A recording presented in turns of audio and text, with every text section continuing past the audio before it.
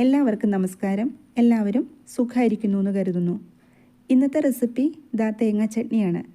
മുളക് പൊടി ചേർക്കാതെ വറ്റൽമുളകും അതുപോലെ ചുമന്നുള്ളിയൊക്കെ ചേർത്ത് തയ്യാറാക്കിയെടുത്തിരിക്കുന്ന രുചികരമായ റെസിപ്പിയാണിത്. ഇഡ്ലിയുടെയും അതുപോലെ ദോശയുടെ കൂടെ മാത്രമല്ല, ഉഴുന്നുവടയുടെയും മസാല ദോശയുടെയൊക്കെ കൂടെ കഴിക്കാൻ പറ്റുന്ന ചട്നി തന്നെയാണിത്. ഉഴുന്നുവടയുടെയും മസാല ദോശയുടെയൊക്കെ കൂടെ കഴിക്കുമ്പം കുറച്ച് കട്ടിയായിട്ട് നമുക്കിത് എടുക്കാവുന്നതാണ്. ഒരുപാട് ഇൻഗ്രീഡിയൻസ് ഒന്നും ഇതിനകത്തേക്ക് ചേർത്തിട്ടില്ല. രുചി കൂട്ടാൻ വേണ്ടിയിട്ട് ഒരു സ്പെഷ്യൽ ഇൻഗ്രീഡിയൻറ്റ് ഇതിനകത്തേക്ക് ആഡ് ചെയ്തിട്ടുണ്ട്. കുട്ടികൾക്കൊക്കെ ഒരുപാട് ഇഷ്ടപ്പെടുന്ന ഒരു ചട്നി തന്നെയാണിത്. അപ്പോൾ ഇതെങ്ങനെയാണ് തയ്യാറാക്കിയെടുത്തിരിക്കുന്നതെന്ന് വീഡിയോ എല്ലാവരും ഒന്ന് കണ്ടു നോക്കൂ. അപ്പോൾ ഇതാ ചട്നി തയ്യാറാക്കാൻ വേണ്ടിയിട്ട് ഞാൻ സ്റ്റൗ ഓൺ ചെയ്തിട്ട് ഒരു പാൻ വെച്ച് കൊടുത്തിട്ടുണ്ട്. അതിനുശേഷം ഇതിനകത്തേക്ക് ചേർത്ത് കൊടുത്തത് വെളിച്ചെണ്ണയാണ്. അപ്പോൾ വെളിച്ചെണ്ണയിൽ തയ്യാറാക്കിയെടുക്കുമ്പോഴാണ് നമ്മുടെ ചട്നിയുടെ ടേസ്റ്റൊക്കെ ഒന്ന് കൂടുക. വെളിച്ചെണ്ണ ഒന്ന് ചൂടായി വരുമ്പം അതിലേക്ക് ചുമന്നുള്ളി ചേർത്ത് കൊടുക്കുക. ചുമന്നുള്ളി ഇപ്പം ഞാൻ എടുത്തിരിക്കുന്നത് ഒരു 10-11 ചുമന്നുള്ളി ഉണ്ട്. അപ്പോൾ എത്രയാണോ നിങ്ങൾക്ക് ചട്നി വേണ്ടത് അതനുസരിച്ച് ഉള്ളിയുടെ അളവ് കൂട്ടിയും കുറച്ച് കൊടുക്കുക കേട്ടോ.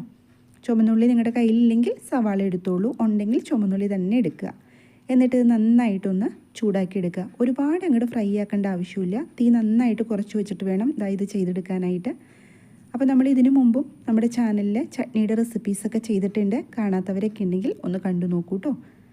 ഞാൻ ഈ സമയത്ത് വറ്റൽമുളക് ചേർത്ത് കൊടുത്തിട്ടുണ്ട്. വറ്റൽമുളക് ഒരു 4 എടുത്തിട്ടുണ്ട്. അപ്പോൾ ഓരോരുത്തരുടെയും എരിവിന് ആവശ്യമായിട്ടുള്ള വറ്റൽമുളക് ചേർത്ത് കൊടുക്കുക. അത്യാവശ്യം എരിവുള്ള മുളകായതുകൊണ്ട് ഞാൻ 4 എടുത്തിട്ടുള്ളൂ. അതും കൂടെ ചേർത്തിട്ട് നല്ലപോലെ ഇതുപോലെ ഇളക്കി യോജിപ്പിച്ച് കൊടുക്കുക. വറ്റൽമുളക് ഒരുപാട് അങ്ങോട്ട് ഫ്രൈ ആയി പോകരുത്. ഒന്ന് ചെറുതായിട്ടൊന്ന് ചൂടാവുമല്ലോ, അത്രയും മതി കേട്ടോ.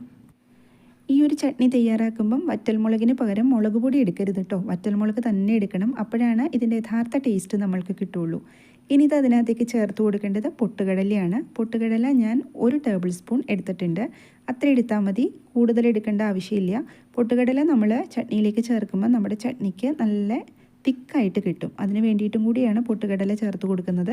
എന്നിട്ട് നന്നായിട്ടൊന്ന് ഇളക്കി യോജിപ്പിച്ച് കൊടുക്കുക. പൊട്ടുകടല നമ്മൾ ചട്നിയിൽ തയ്യാറാക്കുമ്പം എപ്പോഴും ഒന്ന് ചൂടാക്കിയിട്ട് എടുക്കാനായിട്ടൊന്ന് ശ്രദ്ധിക്കുക കേട്ടോ. ഒരു കഷ്ണം ഇഞ്ചി ചേർത്ത് കൊടുത്തിട്ടുണ്ട്. ഇഞ്ചിയുടെ അളവും കൂടി പോകരുത്, ഒരു കഷ്ണം തന്നെ എടുക്കണം. ഇഞ്ചിയുടെ അളവൊക്കെ കൂടിപ്പോയാൽ നമ്മുടെ ചട്നിയിൽ ഇഞ്ചിയുടെ ഫ്ലേവർ ആയിരിക്കും മുന്നിട്ട് നിൽക്കുക.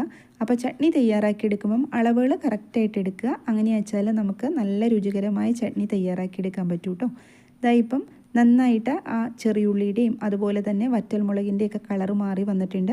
ഞാൻ ഈ സമയത്ത് സ്റ്റൗ ഓഫ് ചെയ്ത് കൊടുത്തിട്ടുണ്ട്. ഇനി ഇത് നന്നായിട്ട് ഒന്ന് ആറി കിട്ടണം. അപ്പോൾ ആറി കിട്ടിയതിന് ശേഷം ഞാൻ മിക്സിയുടെ ജാറിനകത്തേക്ക് ഇതൊന്ന് മാറ്റി കൊടുത്തിട്ടുണ്ട്.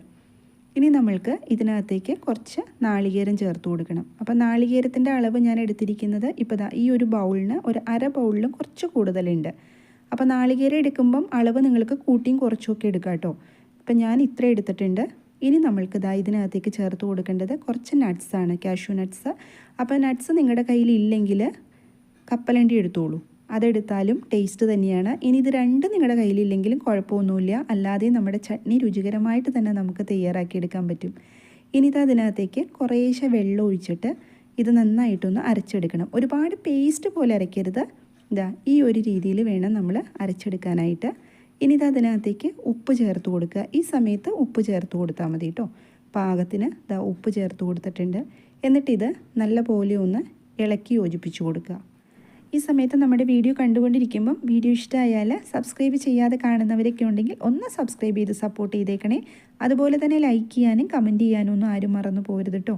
അപ്പോൾ ഈ ഒരു രീതിയിലാണ് ഞാനിത് നാളികേരം അരച്ചെടുത്തിരിക്കുന്നത്. നിങ്ങൾക്ക് കുറച്ചും കൂടെ ലൂസായിട്ട് എടുക്കണമെങ്കിൽ കുറച്ചും കൂടെ വെള്ളം ചേർത്തിട്ട് അരച്ചെടുക്കാം.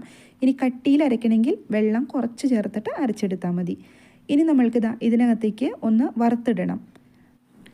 അപ്പോൾ ചട്നിയിലേക്ക് വറുത്തിടാൻ വേണ്ടിയിട്ട് ഞാൻ സ്റ്റവ് ഓൺ ചെയ്തിട്ട് പാൻ വെച്ച് കൊടുത്തിട്ടുണ്ട്. പാൻ ഒന്ന് ചൂടായി വന്നതിന് ശേഷം അതിലേക്ക് വെളിച്ചെണ്ണ ചേർത്ത് കൊടുക്കുക. അപ്പോൾ വെളിച്ചെണ്ണയിൽ വറുത്തിടുമ്പോഴാണ് നമ്മുടെ ചട്നിക്കൊക്കെ കുറച്ച് സ്വാദ് കൂടുക.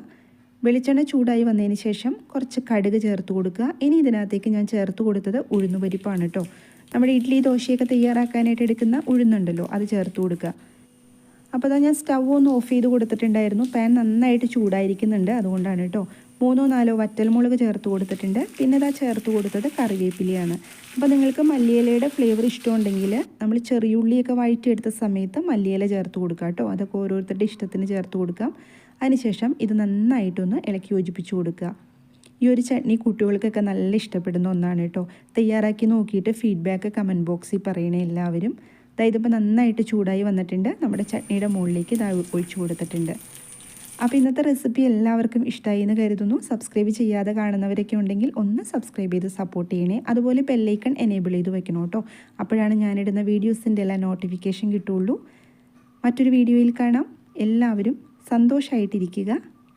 Thank you.